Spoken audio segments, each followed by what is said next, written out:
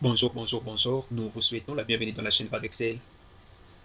Considérons notre tableau se rapportant à la vente marchandises des différents mois en ce qui concerne notre entreprise. Cette vidéo a pour objet d'étudier les fonctions mathématiques les plus utilisées avec Excel.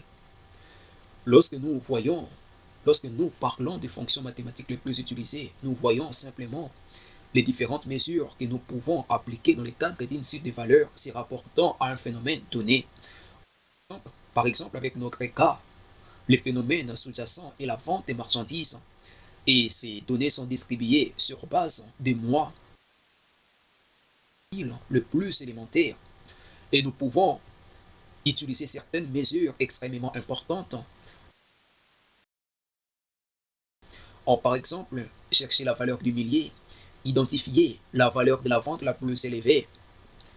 Nous pouvons également identifier la valeur de la vente mensuelle la moins élevée. Face à cette problématique, nous sommes dans l'obligation d'appliquer les fonctions mathématiques avec Excel.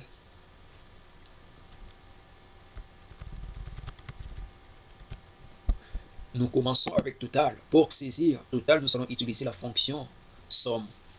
Saisissons le signe d'égalité à la cellule et 17. Saisissons somme. Ouvrons la parenthèse. Faisons la sélection de notre plage. Fermons la parenthèse et validons avec la touche entrée du clavier. Excel nous renseigne que la valeur de la vente totale correspond à 22 000.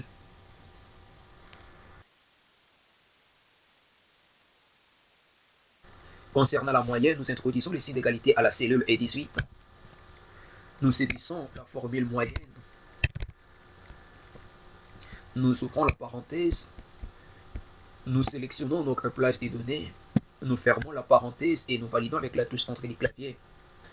En conséquence, la valeur moyenne de notre chiffre d'affaires correspond à 1833,33.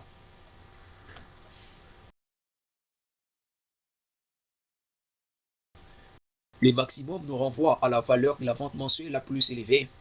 Introduisons le signe d'égalité à la cellule E19, saisissons max, qui est la formule appropriée. Ouvrons la parenthèse, sélectionnons notre plage des données, fermons la parenthèse et validons avec la touche entrée du clavier.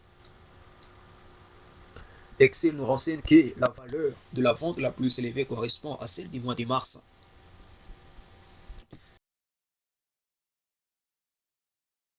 Cherchons également la valeur de la vente la moins élevée. Introduisons le signe d'égalité à la cellule E20. Saisissons mine. Ouvrons la parenthèse. Sélectionnons alors notre plage des données. Fermons la parenthèse et validons avec la touche entrée du clavier.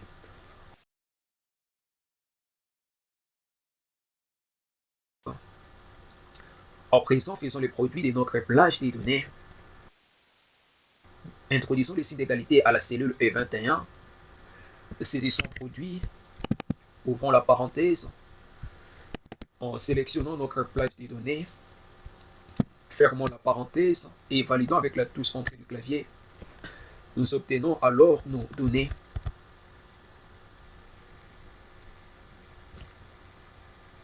Faisons un calcul en quelconque avec le contenu de notre cellule F5. Introduisons le signe d'égalité.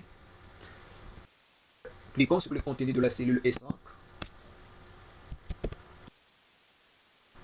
Division. Introduisons le signe de division. Saisissons 7. Et validons avec la touche entrée du clavier. En faisant la recopie tout en maintenant la touche gauche de notre souris.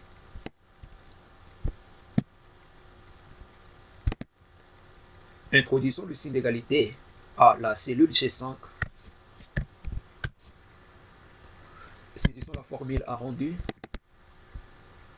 Cliquons sur le contenu de la cellule F5. Saisissons point virgule.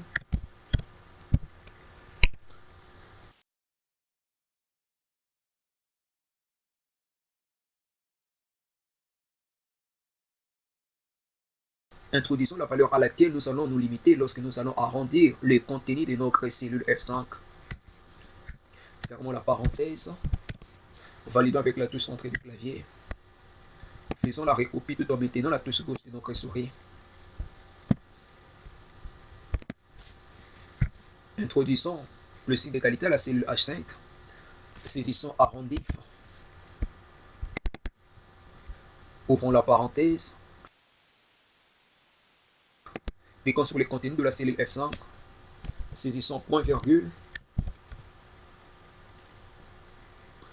Choisissons le nombre pour lequel nous allons réaliser arrondi inf. Or, pour le cas échéant, c'est la valeur 2.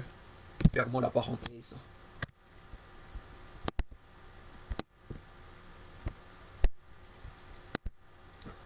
Comparativement à la formule arrondie,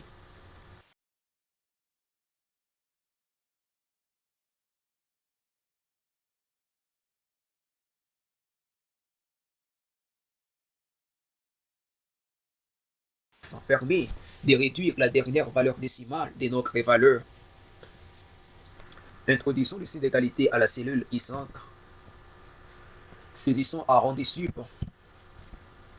Ouvrons la parenthèse. Cliquons sur le contenu de la cellule F5. Saisissons point virgule. Choisissons le nombre 2 et fermons la parenthèse. Validons avec la touche entrée du clavier. Faisons la recopie tout en maintenant enfoncé la touche gauche de notre souris. Ok, c'est fait. Introduisons le signe d'égalité à la cellule J5. Cliquons sur le contenu de... Avant de cliquer sur le contenu de la cellule F5, saisissons la formule aléa. Ouvrons la parenthèse et fermons la parenthèse. Validons avec la touche entrée du clavier. Notons que la formule aléatoire permet de trouver une valeur quelconque se rapportant à la valeur du contenu de notre cellule F5.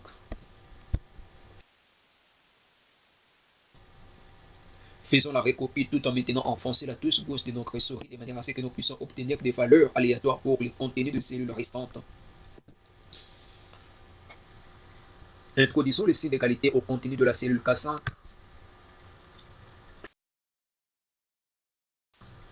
Cliquons sur le contenu de la cellule F5.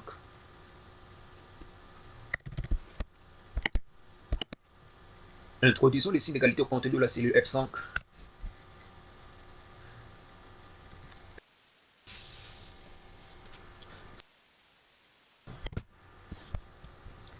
Saisissons aléa entre bords. Cliquons là-dessus, ouvrons la parenthèse. Choisissons une valeur minimale. Saisissons point virgule. Cherchons une valeur maximale, fermons la parenthèse et validons avec la touche entrée du clavier.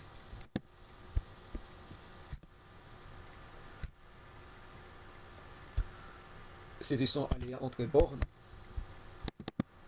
Ouvrons la parenthèse.